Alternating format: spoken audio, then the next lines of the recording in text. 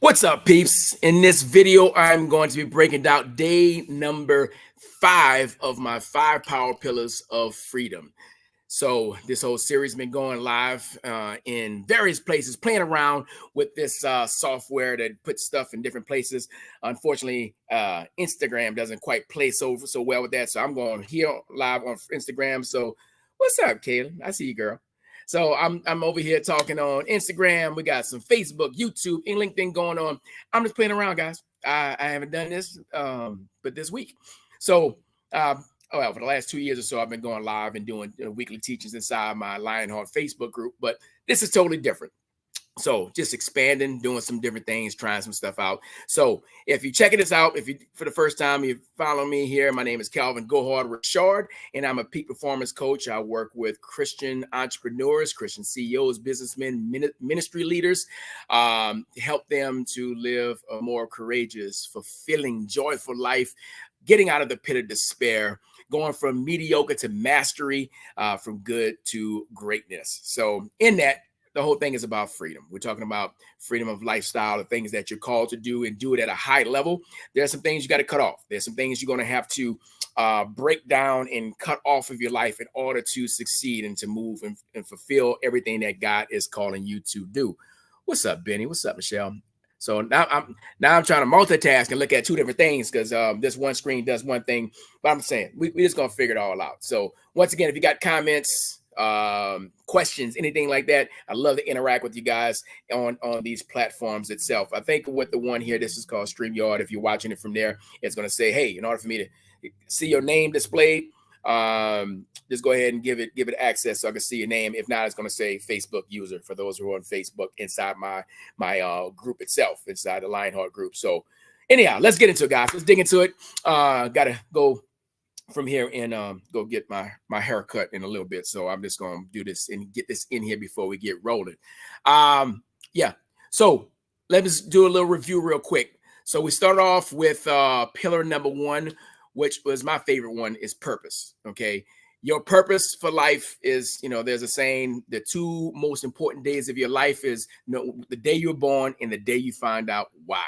So purpose is the first one that we look into as far as your first power pillar. From there, we went into relationships, the relationship you have with God, for a married man, if you're married, for your wife, your kids, your dominion, the people that you're called to lead, the people that you do life with on an even level, but also the mentors and coaches, the people that guide and lead you along the way. It's important for you to have those deep relationships as well. And from there, we go into health. Pillar number 3 is health, or your well-being, your wellness. And we're talking about, yes, you want to change a lot, go get jacked, go get strong, go get lean, go do hard, robust exercise and see who comes out on the other side of it. Not just doing it for one period of time, but this is a lifestyle. So there's a confidence and robustness that's come from you that you're able to do what you're called to do at a higher level if you engage into that. But also, your health is truly wealth. A lot of folks hustle and grind and go for the bag, go for the money, whatever it may be, but they do it at the detriment of their health. And down the line, after they've accumulated the wealth, their health is failing. And now you're on meds, and now you're on all these things. And you actually, is a good chance you shorten your lifespan, which shortens your actual legacy itself. Okay, so that's pillar number 3. Then we got into pillar number 4 is time. Freedom of time. Having your freedom of time makes a huge difference in the way you carry out your life. Time is not guaranteed. None of us can take back yesterday. We can't go back last year, but your time is your most valuable asset. The way you guard it, the way you protect it makes a difference. Okay. So having the freedom to be with the right people, to go where you need to go, whatever it may be, and it takes you to be able to take advantage of your time and be a master of your time, your productivity, the things that you say yes to, what things become non-negotiables, what things you say I'm cutting off because that's not part of what I need to do in my life right now. All right. So before we get into power pillar number 5, I want you guys to check out and register for my free upcoming masterclass. It's upcoming Monday. Okay. It is the how to kill the 7 deadly excuses that destroy your success. I don't even know if I can put it in here or not, but I'm gonna go ahead and put the comments in. I know you can do it. I haven't learned all the stuff with Instagram, but I know you can put a comment in and yeah, I'll go back and put it inside the comments. So y'all get that later. Actually, it's in my in the bio. To click in there if you want to grab that for my Instagram folks. Go ahead and grab that that masterclass link. Register totally free, and that's going to be this Monday at 7 p.m. Central Standard Time for men. Sorry, ladies, it's not for you, but go ahead and share this with the men, a man, or whoever it is that's in your life, because they will benefit from it. And I guarantee you, they hang out with me, they're going to be better at being the man God called them to be if they hang out with me. So that's your benefit to share it off with some of these gentlemen that you dealing with, working with, family members, your husband, whatever it may be. Pass that on to them. Okay, so let's get into it now. Power pillar number 5 is wealth. Okay, power pillar number 5 is wealth. Here's what the stats show. 70% of men say they don't earn enough money to afford what they want and need in life. 70%. Majority of men say they don't have enough finances to accumulate the wealth or to do the things they're called to do. So that's a pretty big number. Okay, if most guys, and it's not about a greed thing. That's what I want to make sure we distinguish the difference between being greedy versus something that's necessary to carry out what God's called them to do, to provide for their family, to pursue their passions, to endeavor in all those things that are adventuresome in their life. Okay, these are the things that make a difference as far as how you accumulate those things. Okay, it is in most situations when I'm just working with guys, most of the times the stressors come in their life because they're not earning enough money, or like relationships at home, whether it's in their marriage or their kids. Key and instrumental relationships play a role in that. But a lot of time, if the money is funny and the change is strange, it's going to affect it. My chiropractor said when he was in undergrad, he said one of his professors said in college, one of his professors said that, show me a man with money problems and I'll show you a man with back problems. Now, I remember him saying, it's like all the students are kind of like, yeah, that's kind of weird. I don't know about all that. And he said the more he got into his practice, he realized that it shows up in the stresses of the low back. It shows up in the stresses of the body, in your sleep. And some addictions may pop up because you're trying to cope with those particular things. And that is going to be detrimental to your health too as well. Okay. So if you constantly feel the pressure of the bills and paying bills and staying afloat and doing all the things necessary in your life, that's going to affect you. So why not have the abundance? Why not work towards things that are going to give you a very good return on your investment of time, but also in your money? Okay, what does that look like in your life? So what I found is that a lot of faithful church-going folks have been taught the lessons haven't been really clear on how we should look at money and wealth in so many different ways itself. So a lot of pulpit messages coming through that makes poverty piety and wealth wicked. What I mean by that, always making it evil for, even think about the movies. Most movies, it's always taking down the big billionaires and the big millionaires and the big businesses and things like that. Like, seriously, if you were the person who has a big business that you've worked your butt off to build and grow, and it's affecting the folks, and you have hundreds and thousands of people working for you, that you're providing opportunities for employment for them to provide for their family, but society says you're evil because you've done that. You're wrong because you've made all this money, and everybody's attacking you because of it. Now, I'm not talking about shady folks. I'm talking about legitimate businesses and legitimate folks who are doing what they're called to do. Okay, that's what I'm talking about. So for them to earn that wealth in a legitimate way that is helping society, but what do? We always say we're going to take down the big man. I mean, Spider-Man, the Oscorp, and everybody's taking down the big rich people. This has been taught to us for so long because subconsciously we're being taught to hate wealth, to hate riches and the people who provide it. So the easiest way for you to stay broke is to despise wealthy people. Easiest way to stay broke is to despise folks or despise wealth in itself. But if you're taught over, over the pulpit, all these different lessons, and some of you guys may have endured, every time the offering comes around, will a man rob God? You have robbed me. Look, I ain't talking about, I believe in tithing. Don't worry about it. I'm talking about somebody who scripture whip you about giving. Okay. Like, it's not when they talk about giving with a cheerful giver, you're not a cheerful giver when you're being pressured to do so. Okay. They'll go straight to the rich young ruler. They'll go straight to, it's easier for a camel to go through an eye of a needle versus a rich man getting into heaven, to get into the kingdom of heaven. Those are legit scriptures that are taken out of context in many ways to push folks to give in a perverted way.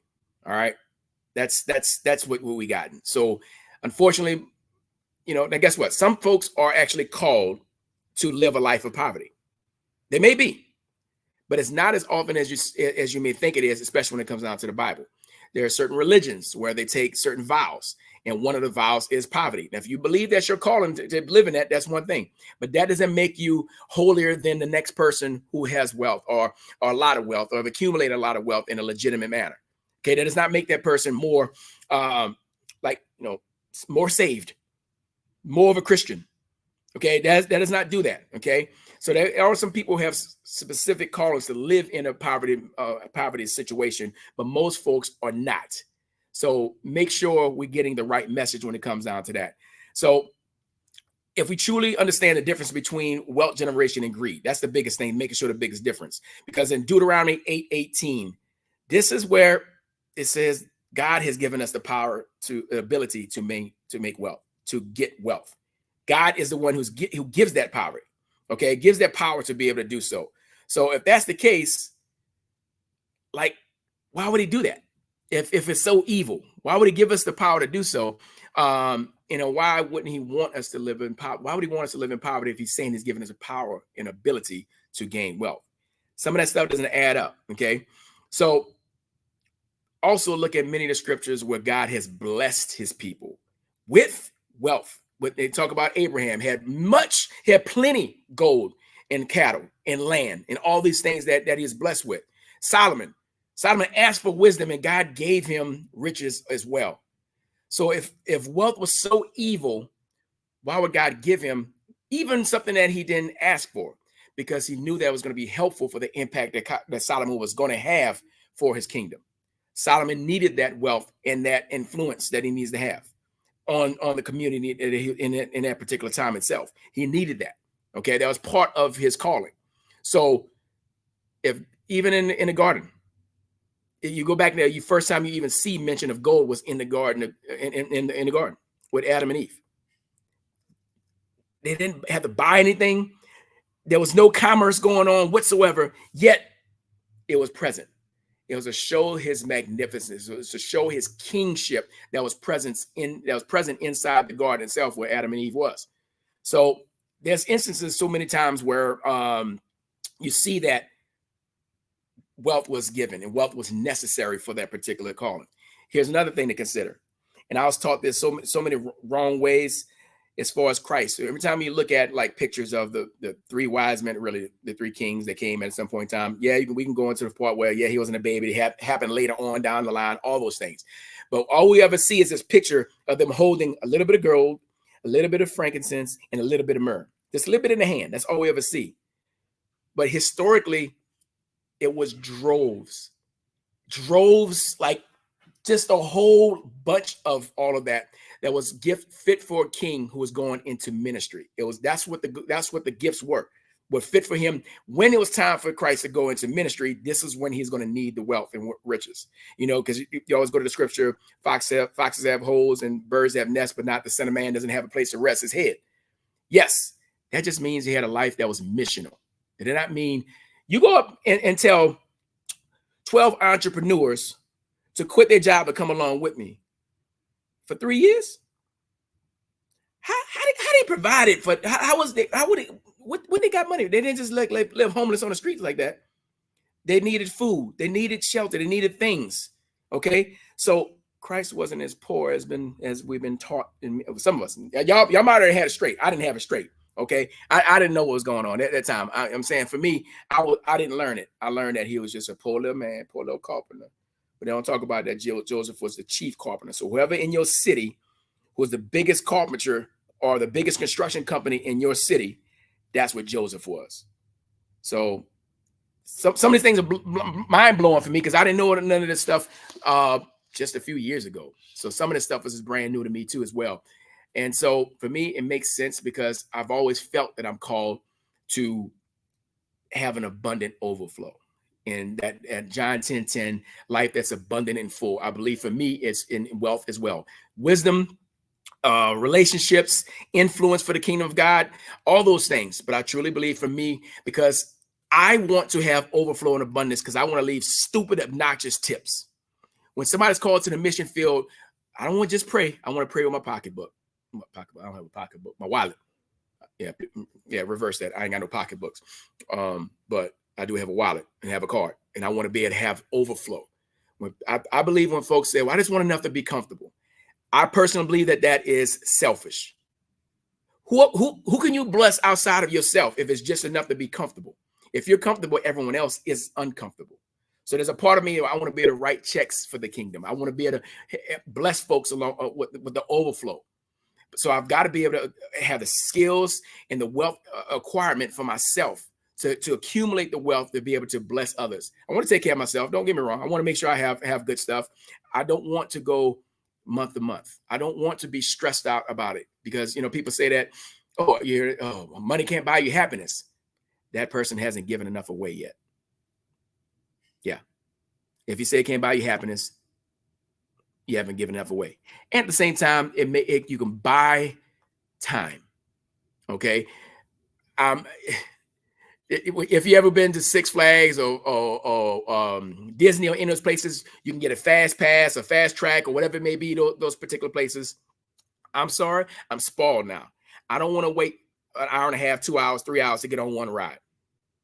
I want to wait 20 minutes, 15 minutes, 10 minutes, or not much at all. So I'm going to invest in that for the quality of my time. Before, if I don't do that, we're going to get there early, pack our lunches and go, take break and got to hustle around and get to all the rides and stuff like that. And it's frustrating. But when I can just pay the extra to go on the rides and we can experience it, guess what? We can leave early. I don't feel like I have to be my father's son and I'm going to bleed and squeeze every single dollar out this experience. Y'all, some of y'all feel me. I know y'all know what's happening. Okay. I need to bleed every single ounce out of this experience. And I'm going to be there from when they open it until they close. But when you're able to ride 4 rides in an hour versus one ride in an hour and a half or to whatever it is, it changes your experience. You actually able to rest. What's up? Marita, good to see you. Blessings to you as well. Thanks for chiming in. So I'm just get off my soapbox. I'm just gonna be on my soapbox right there. We're talking about wealth. We're talking about wealth generation. We're talking about the 5 power pillars of wealth. And right now, like I said, I'm going off on a little tangent here, but that's all right. We're gonna get right back to it. I think about also the Samaritan.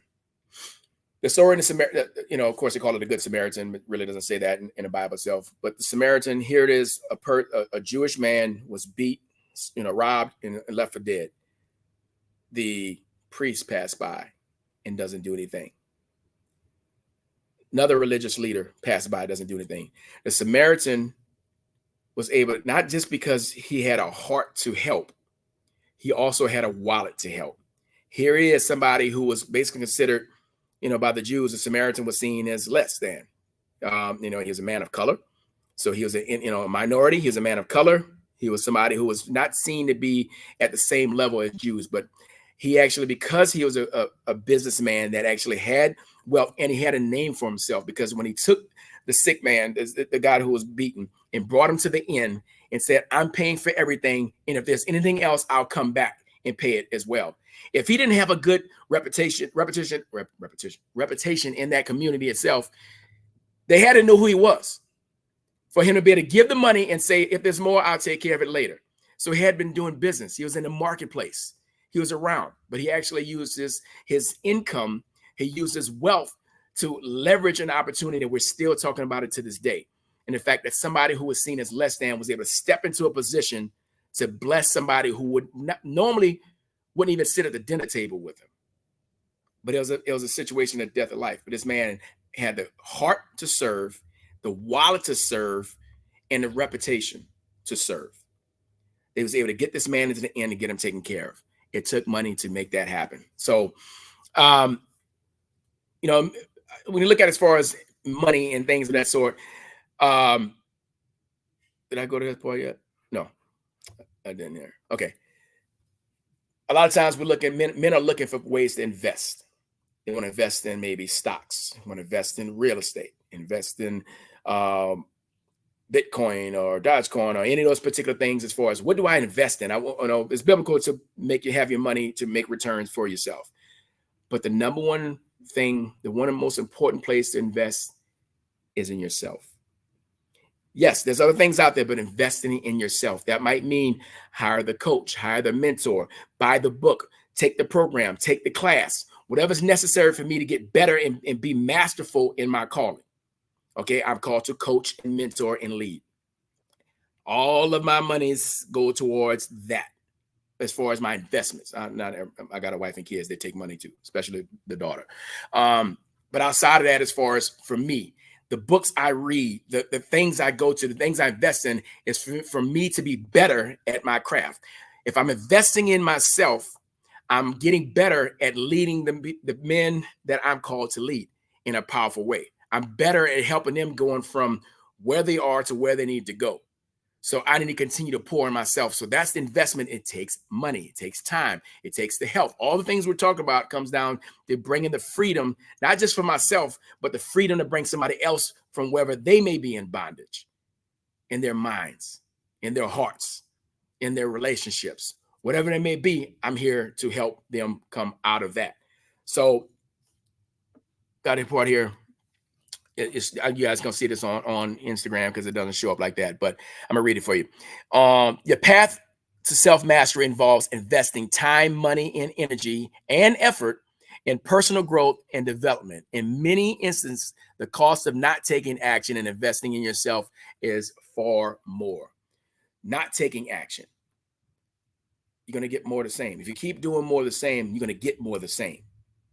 And as we talked about before with time, are you going to look back in your life and look back in the last few years and say, I regret that I didn't go for adventure. I didn't go for mastery. I didn't go for excellence. I kind of went along with the program and the systems that others have already told me to do. I'm going along with a life that is by default instead of a life that's by design, that I'm intentional. I'm purposeful. I'm not just shadow boxing. I am every single step and punch and move is calculated according to the vision for my life. Okay. So if I'm investing in those particular things and I'm moving in that particular direction, this is what self-mastery comes in. Some people use self-actualization. That all works. So whatever your word is, but basically the greatest version of yourself that God says that walks into the identity that he gives you, your individual divine calling. You're using your gifts, your talents, your mishaps, your tragedies, your pain. All that's part of the purpose. If you allow yourself to move from that pain into the purpose that God has set for you. Okay. It's intentional. It's intentional. You have to be intentional with it. Okay. So here's the thing. Some of us are called to be wealth builders. Some men are called to be wealth builders for the kingdom of God. And it's noble and righteous for that person, if you know you're called for that, to build and maintain financial assets that he desires to provide financial security for his family and an overflow of abundance to bless and serve others through those finances. Okay. Through those finances, through that wealth building. Okay. If you actually have the finances and overflow that you're comfortable enough to give more, to tithe more, to give not just your church, but also in the community, what's needed. If you get word that a bunch of kids, several kids don't have shoes and you have that abundant flow, I can pray for them, but I'm definitely going to pray for them, but I'd like to be able to pray and get them some shoes. Okay. So what is it that you feel that you're called to do in regards to your wealth generation? Okay. The money matters. It truly does. Okay. So this is important for us to be able to focus in on, because money brings freedom. Once again, like I said earlier, for the folks who said that money can't buy you happiness, guess what? To pay for those tickets, to skip the line, I'm happier. All right. To buy the shoes I want, I'm happier. And to be able to give more money away, I'm happier.